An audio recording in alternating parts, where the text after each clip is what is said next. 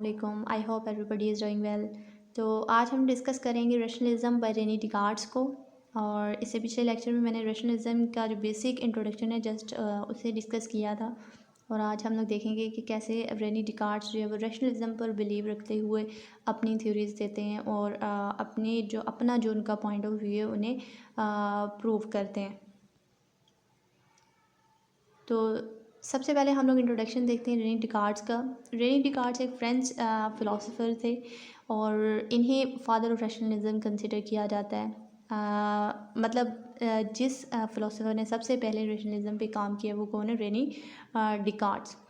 और वो बिलीव करते हैं थ्योरी ऑफ इनेट नॉलेज पे कि हर चीज़ का जो नॉलेज है वो हमारे माइंड में जो है वो शुरू से प्लांटेड है। मतलब जब से हम पैदा हुए हैं वो हमारे माइंड में प्लांटेड है, इस वजह से हम लोग हर चीज़ को जो है वो परसीव करते हैं। इसके अलावा रेनी डिकार्ड्स हैं वो हर चीज़ को डाउट करते हैं। इवन उन्होंने अपनी ज़िंदगी में अपनी मतलब पर्सनैलिटी उस पर भी डाउट किया। उन्होंने बोला कि शायद हो सकता है मैं भी किसी ड्रीम में जी रहा हूँ, मेरी मतलब कोई एग्जिस्टेंस नहीं है। लेकिन फिर वो बोलते हैं कोगिटो ergo sum कि I think therefore I am. मैं सोच रहा हूँ, इस वजह से मैं एग्जिस्ट करता हूँ, मैं हूँ।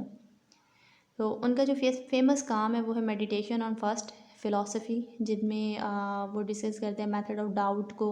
इसके अलावा जो है वो थ्योरी ऑफ इनेट नॉलेज इसको वो उसमें देते हैं। इसके अलावा वो गॉड की एग्जिस्टेंस को वहाँ पे डिस्कस करते हैं और मैटर की एग्जिस्टेंस को, माइंड बॉडी ड्यूअलिज्म, ये सारा का सारा काम जो है वो उनका मेडिटेशन ऑन फर्स्ट फ़िलॉसफ़ी में है।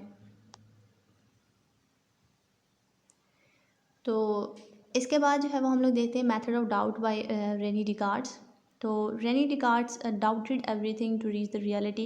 His method of doubt is based on three things, three arguments, four rules to solve problems and theory of knowledge. इन्हें हम लोग वन बाय वन डिस्कस करते हैं कि कैसे वो थ्री आर्गूमेंट्स के ज़रिए से ये प्रूव करते हैं कि रीज़न एक ट्रू नॉलेज तक पहुँचने का ज़रिया है।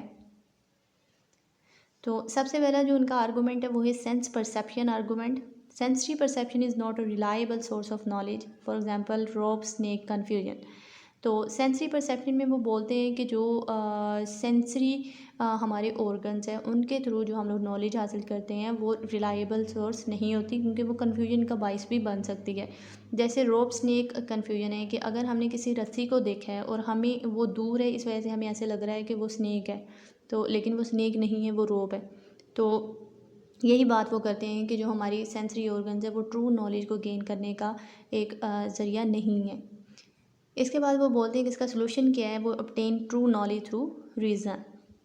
इसके बाद उनका आता है dream argument. There is a possibility that we are still in dreams but no. उन्होंने बोला कि हो सकता है कि हम लोग जो है वो ड्रीम्स में जी रहे हैं, लेकिन ऐसा नहीं है। और इसका सोल्यूशन जैसे पहले मैंने बताया, उन्होंने जब अपनी एग्जिस्टेंस को डाउट किया तो उन्होंने फिर सोचा है कि मैं सोच रहा हूँ, इस वजह से मैं एग्जिस्ट करता हूँ। To doubt is to think and to think is to exist.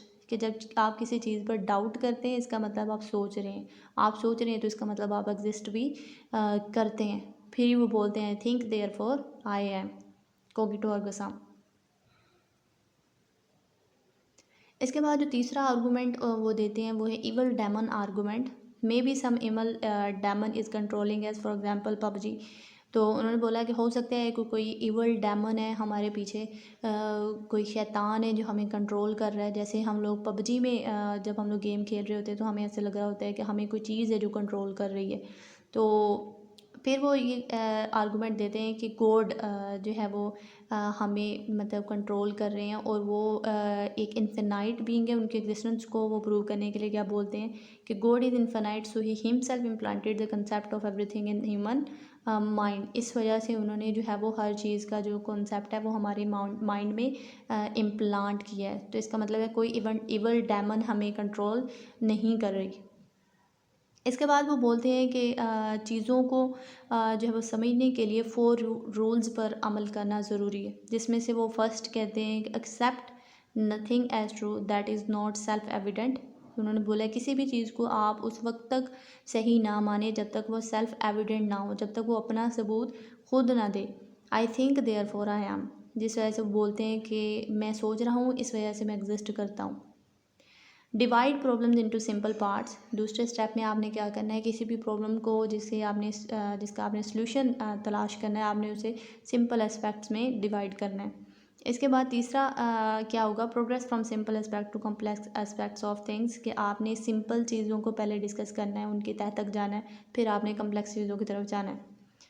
फिर चौथा इसका पॉइंट है examination of result from all dimensions, फिर आपने हर डायमेंशन से रिजल्ट्स को फाइंड आउट करना है। तो इसके बाद हम लोग देखते हैं कि जो रेनी डिकार्ड्स हैं वो एग्जिस्टेंस ऑफ गॉड पे किस तरह से अपने आर्गूमेंट्स देते हैं। ऑन्टोलॉजिकल आर्गूमेंट में वो क्या कहते हैं, God is perfect by definition, if it does not exist how it can be perfect. तो उन्होंने बोला है कि हर इंसान के माइंड में जब भी वो गॉड के बारे में जो है वो कंसीव करता है, मतलब वो सोचता है, तो वो ये सोचता है कि गॉड परफेक्ट है, उनमें कोई ख़राबी नहीं है, वो बिल्कुल परफेक्ट है। तो वो बोलते हैं अगर कोई चीज़ परफेक्ट है इसका मतलब है वो चीज़ एग्जिस्ट करती है।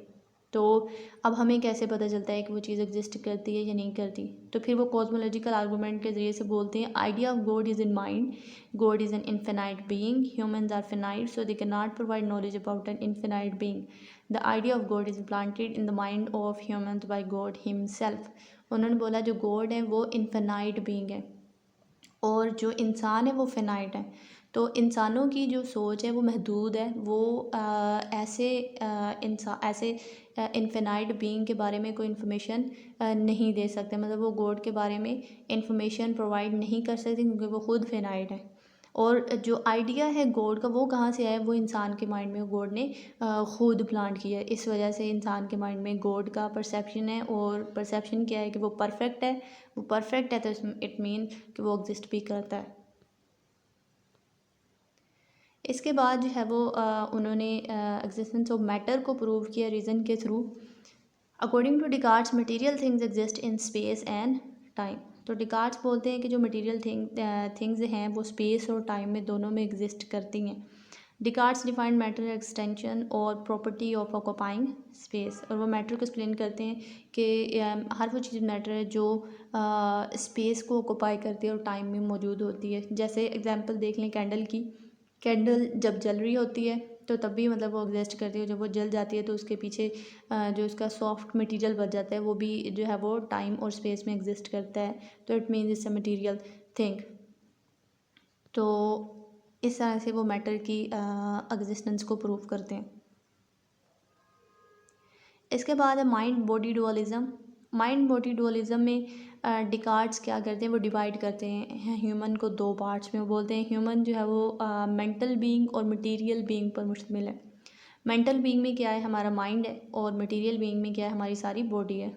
और वो बोलते हैं कि जो माइंड है does not exist in time and space while body exist in time and space. बोलते हैं कि जो हमारा माइंड है वो टाइम एंड स्पेस में एग्जिस्ट नहीं करता, जबकि जो हमारी बॉडी है वो टाइम एंड स्पेस में एग्जिस्ट करती है।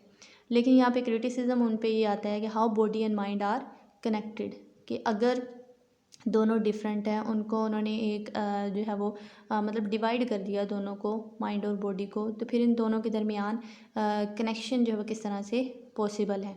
और हम लोग देखते हैं कि हमारे जो बॉडी और माइंड हैं वो दोनों आपस में कनेक्टेड है। हमारे सारे जो फंक्शंस हैं वो हमारे दिमाग से हार्मोन्स रिलीज़ हो रहे होते हैं, तो उसकी जो सेंसेशन है वो हमारी बॉडी पार्ट्स में हो रही होती है, तो ये कनेक्शन तो है ना। For example the working of pineal gland, इसी तरह से जो पिनियल ग्लैंड है वो हमारे दिमाग में, हमारे माइंड में है, जब वो रिलीज़ होता है तो हार्मोन्स रिलीज़ होते हैं, हमारा स्लीप वेक जो साइकिल है उसे वो कंट्रोल करता है। इसी तरह से हमारे जितने भी एंडोक्राइन ग्लैंड्स हैं, सारे ग्लैंड्स हैं, वो ऐसे ही वर्क करते हैं माइंड और बॉडी को कनेक्ट करके। तो यहाँ पे जो है वो माइंड बॉडी डुअलिज्म जो रेनी डिकार्ड्स का है वो फेल हो जाता है। आज के लिए इतना ही। एंड पे हम लोग एक कोट पढ़ते हैं रेनी डिकार्ड्स का, it is not enough to have a good mind, the main thing is to use it well. Next lecture में हम लोग इंशाल्लाह रैशनलिज्म पे प्लेटो की थ्योरी देखेंगे। हम लोग देखेंगे कि प्लेटो रैशनलिज्म पे बिलीव करते हुए कैसे अपने आर्गूमेंट्स देते हैं। Till then take care of yourself, and if you like my video please subscribe my channel so that you may get the notifications of my upcoming videos. Bye.